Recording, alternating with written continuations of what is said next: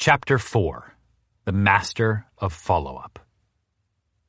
It was April 7th, 2017, and I had sold a $17 million apartment to a client named Sebastian Locke, whom I will refer to as the International Man of Mystery. Just like in those Dos Equis commercials, because he looked exactly like that guy. I showed him just 6 apartments in one afternoon. He fell in love with one at first sight and bought it on the spot. Yes! You're probably thinking, how did you make such a huge sale in just one day? Was it luck? Did you resort to trickery? Please share how you pulled off this astonishing feat. It does sound amazing. That's a big sale, and I'm going to tell you exactly how I did it. But the truth is, the sale had really started over 5 years before. And the card I had up my sleeve was follow-up. Classic, well-executed follow-up. F1. The follow-up. Becoming a master of follow-up is one of the most important things a salesperson can do to increase sales. Great follow-up comes in 3 stages. But let's talk about the first one, which is like a golfer swinging at the ball. It's the first step toward making a sale, and you can't get very far without it. The golf ball isn't going to move itself. I don't mean calling your leads incessantly and annoying everyone to the point where they dread seeing your name on their phone or in their inbox. Good follow-up, just like a good golf game, is an art form. It takes practice, grace, and diligence to make the ball go where you want, and eventually in the hole. And it works. Had I not been on my follow-up A game, the International Man of Mystery still would have bought an incredibly expensive apartment. It just wouldn't have been from me. Another broker would have gotten that commission. Ouch. And that would have really sucked because he and I go way back. It all started on Thursday, March 8th, 2012. I was excited about going to work every day, but this day was special. I couldn't wait to get to the office. I hadn't been this excited since my dad surprised me and my brother with PlayStation 1 on a random Tuesday after 18 months of relentless begging. The first episode of the first season of $1 Million Listing New York had aired the night before, and this was obviously going to change the entire course of my career overnight. In anticipation of the awesomeness coming my way, I moved my desk out from a dark corner and next to a bright, sunny window. I was like a 7th grader who had abandoned his trapper keeper so he could hang out with the cool kids. I felt like a baller. I expected to walk into the office and find a flurry of activity. The phones would be ringing like crazy, and my assistant, Yolanda, would be like, "Ryan, thank God you're here. The entire city has called. Everyone wants you to be their broker." Instead, I walked into a completely silent office. I sat down at my desk and turned on my computer. Nope, no new emails of importance. A few people reached out to say that they saw some show on Bravo with a guy who looked like me, and I should check it out. Great. The whole day passed painfully slowly. $1 Million Listing was supposed to make the phone ring off the hook, and all I got was a 4th grade friend on Facebook telling me I looked like some guy on TV. At 5 p.m., it was time to go to Equinox for my afternoon workout and Soho client search, and then it happened. The phone rang. It was Miss Vivian A. Locke of Scarsdale, New York. "I saw you on a real estate show last night," she said. "I think it was on HGTV. Anyway, I liked you. You're funny. My husband Sebastian and I were thinking of buying an apartment in the city and would love for you to show us some places. Our budget is about $3 million. Yes! This was it! A $3 million buyer just cold called my office? Amazing! At that point in my career, I'd only done a handful of deals over $3 million. I made plans to meet with the Locks the next day. The next morning, I was standing in front of Starbucks, nervously looking through the crowds on the sidewalk to see if I could pinpoint who my clients were, when a gigantic and very shiny Range Rover pulled up. The back door opened up, and out stepped an attractive 40-something woman and a tan man with dark hair and a gray beard. He was wearing the nicest suit I'd ever seen and sunglasses and watch to match. Since I didn't have my own car or driver, I asked them if they wanted to get into a taxi or take the train. They laughed and said to hop into the front seat. Their driver would take us. I didn't grow up under a rock, but I'd never been in a car like that. Nor had I ever met someone's personal driver. The car smelled like gold, awesomeness, and leather. My life had just changed. I had entered a new dimension of real estate brokerage, and it smelled good. That day, I showed them several apartments on the Upper East Side. We talked in the car in between showings about what they wanted in their New York home away from home. They were incredibly nice people, but they didn't really agree on what they liked. He wanted huge windows, lots of light, close to Midtown.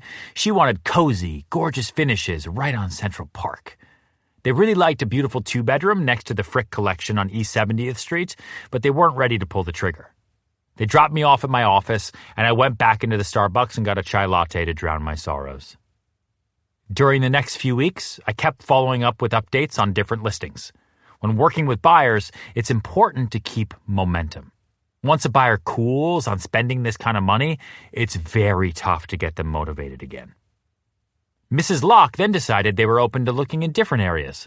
The Upper West Side, Soho, the West Village, Tribeca, Chelsea, and then the Financial District. And did we check out Gramercy? And wait, how about Brooklyn? We haven't seen every inch of that borough yet. Over the next 6 months, I showed Mrs. Locke apartments in small buildings and high-rises. I showed her lofts and townhouses, anything she wanted to see. Sometimes her husband would accompany us, but most of the time he was too busy and it was just Viv and me touring the entirety of the 5 boroughs for hours at a time. I no longer work like this, by the way. I learned my lesson after working with buyer after buyer who wouldn't actually buy anything. Now I qualify buyers, I help them focus, and teach them that purchasing property is a process of elimination, not a shopping spree. I never let the Locks go, though. I showed them apartments all over the city for a year. Every time they got close to making an offer, Sebastian would find something objectionable. Like there weren't enough windows, the lobby was weird, or the closets were too small for his sexy suit collection. I was beginning to suspect that, for whatever reason, these two were not going to be buying an apartment in New York City in the near future. Maybe they just liked real estate, or liked watching TV shows about real estate. Oh no, I was their celebrity real estate tour guide. My business had really started to grow during that time, and I had plenty of other balls in the air. I had signed up a new development on Gramercy Park, and I was starting a team, but I did not forget about Mr. and Mrs. Locke. I decided I would follow up every 3 weeks, religiously, until they bought an apartment or I was dead, tragically young.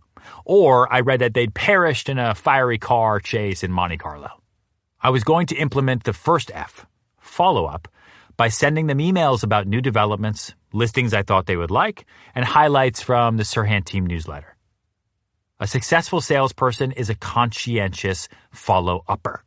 Just because you're ready for your client to buy something doesn't mean they are. But when they are, you want to be right there and ready for them. So make sure you're doing the appropriate amount of follow-up by breaking down your leads into 3 categories.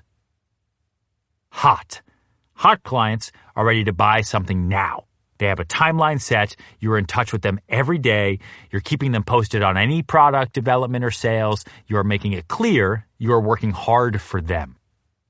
Warm. Warm clients are thinking about buying something. They are bi-curious. You're in touch with them once a week, also keeping them posted on developments and sales. Cold. Cold clients are not actively looking to buy, but that doesn't mean you don't follow up. You're still in touch with cold clients once or twice a month. When they do decide to buy something, there you are, like magic. The follow-up party with the International Man of Mystery continued.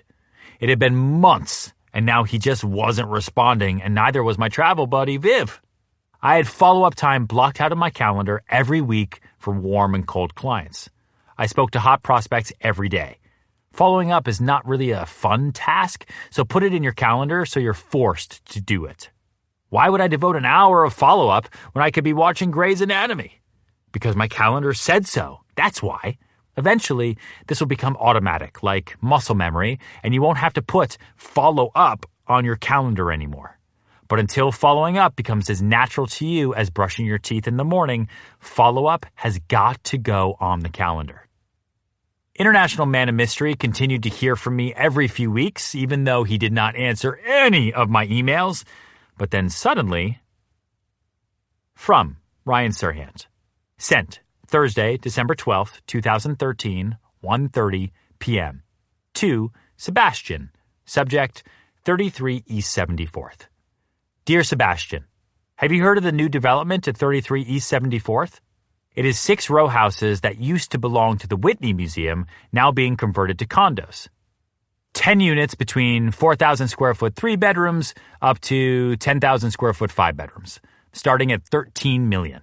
Expected to be completed by 2015. Hope you're well. Could work well for you. Ryan Serhant. From Sebastian. Sent Friday, December 13th, 2013, 10:56 a.m. To Ryan Serhant. Subject, 33 East 74th. Ryan, thanks. I had not heard about this. Something to consider. I hope all is well and best wishes for a Merry Christmas and a Happy New Year. He answered! I was almost giddy like I just won the lottery. However, the International Man of Mystery did not buy any of those gorgeous apartments at 33 East 74th Street. The big $17 million deal was still 4 years away and over 100 follow-ups later. If you think I knew he was eventually going to buy, you're wrong. If you're wondering if I ever thought of just giving up, I didn't. Here's the thing. Most people would have given up. They would have tossed him to the side like socks at Christmas. Why put in effort if he isn't going to buy an apartment right now? But following up is so easy. When you incorporate follow-up into your regular sales practice, jotting off a quick and friendly email is practically effortless. And it's free. It's free. It costs you nothing to send an email. And it takes less time than it does to make yourself a donut shop flavored Keurig coffee. If there was any chance the Locks were going to buy an apartment, ever, it was going to be from me. Let the follow-up parade continue. When you follow up with the lead, don't just send a generic email or a note saying, hey, do you still want to buy a hot tub? Because I have one I can sell you. Who wants to get that email? Always follow up with value in your message. Include information about a sale or a new product.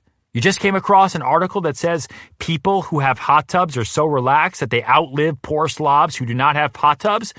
Include that, along with a friendly message about how you're offering free delivery this week only. I follow all of my clients on social media. I also save all of their birthdays in my calendar. The other day, I noticed that Greta Lambert's son, James, had just celebrated his 10th birthday. It was an opportunity for an easy, friendly follow-up message. I shot her an email. Wow, James is growing up so quickly, your apartment must be feeling small. Greta responded, Ryan, good to hear from you. It does feel small. Now, she's a warm lead, and I'll follow up next week with some listings in her area. The friendly follow-up has a stronger impact. Finally, on a Sunday in early December of 2016, I got a call from the International Man of Mystery himself. I hadn't heard from him since that one brief email around Christmas 3 years earlier. During this call, I learned a few important things. He was now divorced. Not surprised. His financial picture had changed. His budget for an apartment had increased from $3 million to between $15 and $20 million. Oh my God. He called me because I had been so diligent about keeping in touch for so long. Follow-up really works. And it absolutely is worth the small amount of time and effort it takes. We made a date to start looking at apartments. And this time, without Mrs. Locke, he was able to make a decision very quickly. He closed April 7th, 2017. My commission check was $510,000, or about $280 per day since I first met him. F2, the follow-through. The Harmony House at 61 West 62nd Street is an Upper West Side high-rise close to Lincoln Center and Central Park. While the name of the building conjures up images of sunshine and rainbows, something quite different was waiting behind the door of apartment 21E. The owners were into the Gothic revival look, and the entire apartment was outfitted to look like a Spanish Catholic church. You know, normal. There were frescoes and prayer candles everywhere, and as I walked through the apartment, I may have imagined hearing organ music. In the living room, right next to the brown velvet sectional sofa, was an actual confessional booth from the 19th century. The confessional booth was convenient since it soon became clear this apartment was really meant for sinners. The first time I was in the apartment, I noticed a hook hanging from the ceiling in the middle of the living room. And guess what? It wasn't for plants. It was for a sex swing. There was also a surveillance system, and you could watch what was going on in every room of the apartment from every room of the apartment. Because goth chic does not say home sweet home to most people, this apartment was an incredibly tough sell. Eventually, with the help of underwear models, I was able to perform a miracle and sell the Church of Kinky at full asking price about 6 months after listing it. During the time it was on the market, I met a lot of buyers. One, Mr. Campbell Killian, had come to an open house hoping to find more space for his growing family. Instead, he found a makeshift church, and that wasn't what he was looking for, apparently. Since Campbell appeared to be a normal person, I completely understood why this apartment wasn't a match for him. I added him to my database and proceeded to give him the full Serhant follow-up treatment. Eventually, I was fortunate enough to have the opportunity to sell Campbell's duplex penthouse on the Upper West Side. There were many pros to this apartment.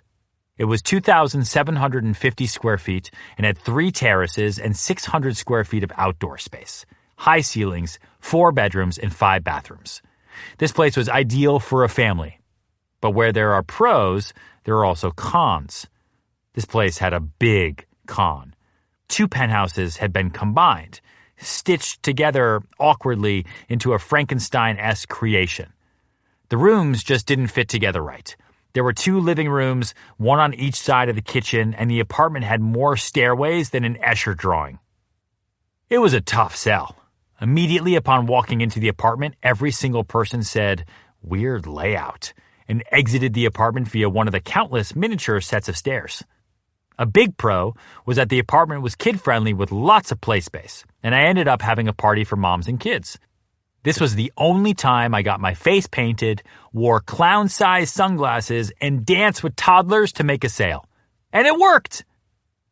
Enter the second F, follow through.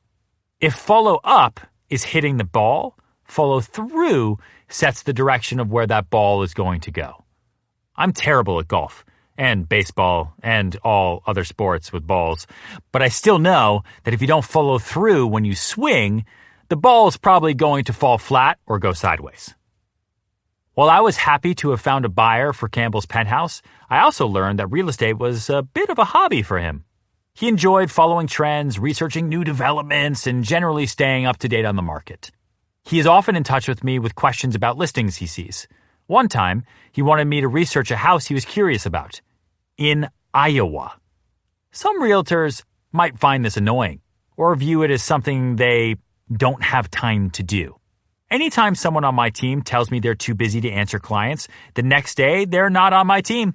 Customer service and follow-through are paramount to referral business from clients just like Campbell. So even though I had no idea what houses in Iowa were worth, I was happy to get more information for him. It's worth it to me because anytime Campbell thinks about real estate, I want him to automatically think 2 things. 1, Ryan is who I turn to for all things real estate. And 2, when I ask Ryan to do something, if he says he will, it's done every time. Serhant secret number 11. Always treat clients like they are brand new. Your database of customers isn't a mailing list. It's a list of relationships. If you want to have repeat customers and sell more, you must take care of these relationships, even at times when there isn't immediate money to be made. I tell my team to think of each and every person they work with as a brand new client, even if they've been clients for years. Always remember that your clients are your social currency. If someone gave you a $100 bill 10 years ago, it's still worth $100 today. An old client is as valuable as a new client.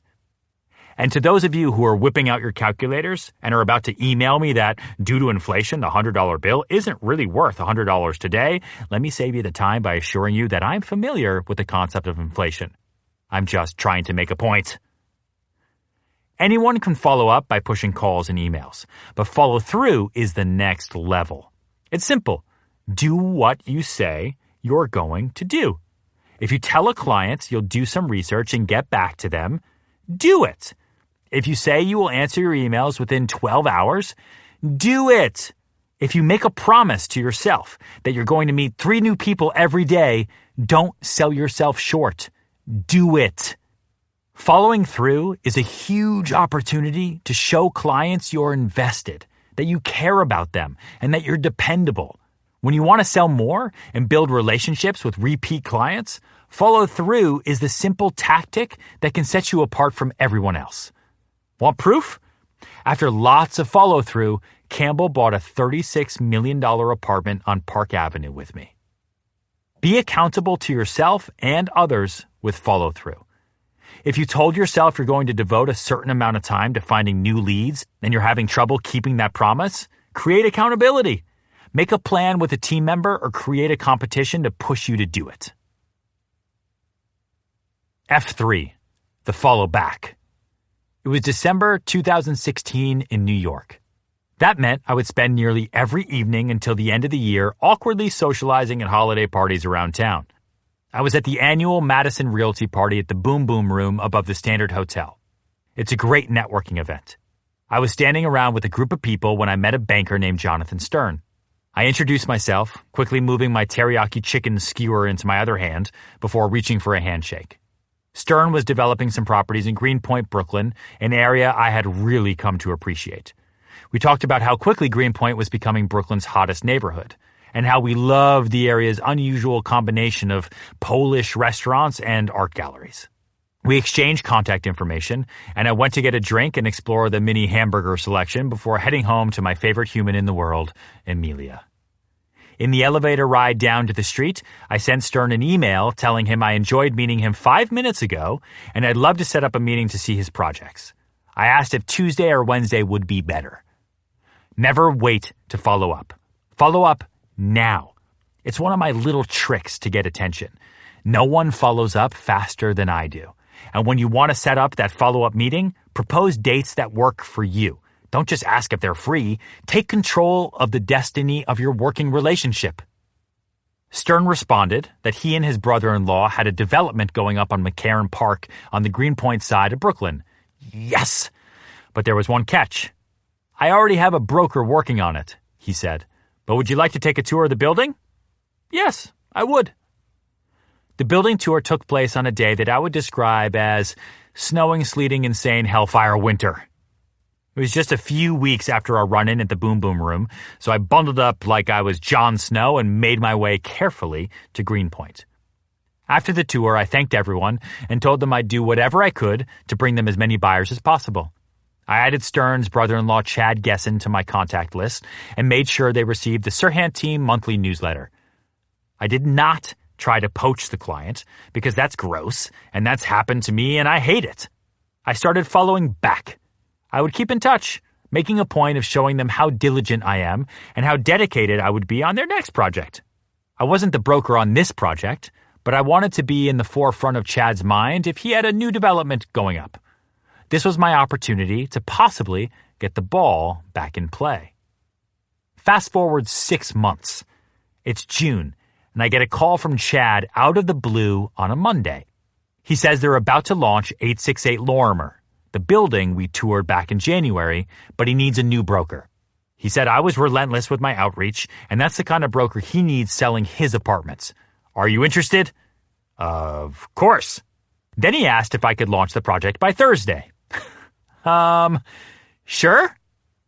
I had no idea how I was going to get everything ready in time. For a new development of this size, I am typically involved for at least 6 months, and most times a year or two before launching sales. This time, I had 4 days. 4 days to get all the visuals, digital and printed marketing collateral, floor plans, written descriptions, ads written and developed, launch party designed and planned, invites created, and the list goes on. We needed a marketing plan, a pitch, and a sales team all ready to go in less than a week. It was crazy. My hair definitely went grayer, but we did it, and it was amazing. We sold 90% of the units in the building in 6 months and broke 2 price records while doing it. All because I sent an email to his relative in an elevator after a holiday party and then followed back with them for months. Following back is different from just following up with a client you're already working with. Following back is keeping in touch with past clients or people who did not hire you, and it is one of the biggest opportunities that salespeople miss out on. Following up is touching base that first time. It's hitting the ball. Following through is making sure the ball goes where you want it to go. And following back is getting right back to the ball so you can hit it again. That's how golf works, and that's how sales work. And if you follow the 3 F's, as I've shown you, you will get that ball in the hole. I can't tell you how many times I've gotten a new client because that person never heard from their broker again after a closing. Ever again. Why? The idea of someone not following back with a customer makes me want to throw up. It's easy and a sincere way to build a relationship with a repeat customer. It's also a way to keep a door open for an opportunity that isn't yours to be had at that moment. I don't get every job I pitch, very much to my dismay, but I don't see that as the end of the opportunity. I can still show a developer or client how awesome I really am and why they should hire me next time by following back. The closing of the deal is just the beginning of the relationship. It is a huge mistake to assume the relationship with a customer ends when they buy your product. The closing of the deal represents the beginning of a new chapter in the relationship. Follow back after the sale. Ask how they're enjoying that hot tub, if the kitchen renovation is going well, or even if the dress they bought for their daughter's wedding was a hit. Follow back leads to repeat customers. Another big developer in New York had a new condominium project I desperately wanted to sell in Park Slope. I pitched my heart out for this project, but the developer didn't go with me. He thought I was too small at the time. I could have just been annoyed or angry. Too small? Really? Or I could follow back to show that this perceived flaw was ultimately something that didn't matter at all. I decided to send the developer a gift as a thank you for letting me pitch him. I ordered a 10-foot fig tree that took 4 people to deliver and had it sent to his office with a note that simply read, Impact. My new development team may have been small at the time, but make no mistake, I know how to make an impact. He noticed. 2 years later, after many follow-ups, he called me and said he had a new project that will be Brooklyn's first super tall skyscraper. He wanted me to pitch him. I nailed it. At least, I thought I did. That is, until he said I would hear back from him in a couple of months. What? I could be dead by then. Except, I won't. I'll be alive because I really want to sell this building. I could let that drive me bananas and sit around by the phone like a 16-year-old waiting for a girl to call, or I could use this as an opportunity to follow back. My team and I worked together to figure out how we could make another impact, something bigger and more meaningful than a tree. We bought a very attractive, modern, and architecturally interesting bookcase and had it delivered to his office. But we didn't stop there. The next day, we sent a book with a note. We did the same thing the next day, and the next day, every single day. By the time he decides which broker to use, he will have a well-curated collection of books sitting on his beautiful bookshelf. I knew I was the right broker for the project, and I was determined to send him a book a day until he chose me. Did it guarantee it would get me the job? No, it did not. But it would be impossible for him to not think of my team, our passion, our determination, and our generosity every time he walked into his office. And that is a big impact. A month later, he sent me an email. The subject was Brooklyn. The body said, "You win. Let's do it. Books can stop now." As salespeople, we can't get every single client. Hearing, "No, I've gone with someone else," is just part of the business. It can suck. I hate it so much. But that doesn't necessarily have to be the end of the story. Deals can die, but relationships never can. Using the 3 F's gives you some control. Following up, following through, and following back provide an extra, free, and easy opportunity to show clients what you're really made of, like awesomeness, etc. The next time you don't get a client you want, just remember this isn't necessarily the end of the chapter. Get out your calendar, block out some time for follow-up, and see where the 3 F's can take you. And if all else fails, there's always the 4th F. Fuck it. The Serhant Way. The 3 F's rule is one of my most valuable sales secrets, and I don't understand why everyone isn't doing it all the time. Block out time in your calendar for follow-up and watch how new business practically lands in your lap. The follow-up. 1. Never expect people to get in touch with you. 2. Follow up until you get a yes or you read their obituary. 3. Follow up with active clients every single day. 4. Follow up is smacking the ball. It's the first step. The follow through. 5. Do what you say you're going to do. 6. Create accountability if you need to. 7. Never forget you don't just have clients. You have relationships. 8. Follow through drives the ball where you want it to go. The follow back. 9. Keep in touch with past clients. 10. The relationship does not end at the closing. 11. Touch base with clients you lost. 12. Follow back is your opportunity to get the ball back into play.